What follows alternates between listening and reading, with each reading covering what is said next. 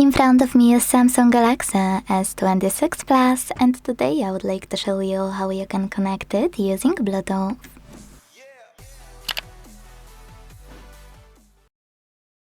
First of all, go into Settings and then select this section at the top called Connections.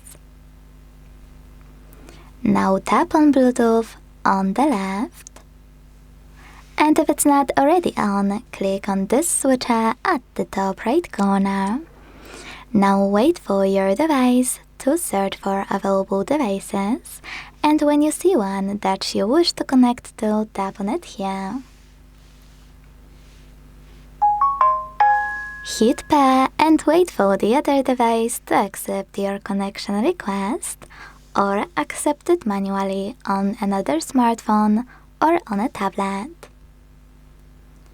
As you can see, after a few seconds, my devices were successfully connected. If you want to manage any connection with paired device, tap on gear icon next to it and check out all of those options, like unpair. Thanks so much for watching. If you enjoyed this video, leave a like, comment and subscribe. Bye!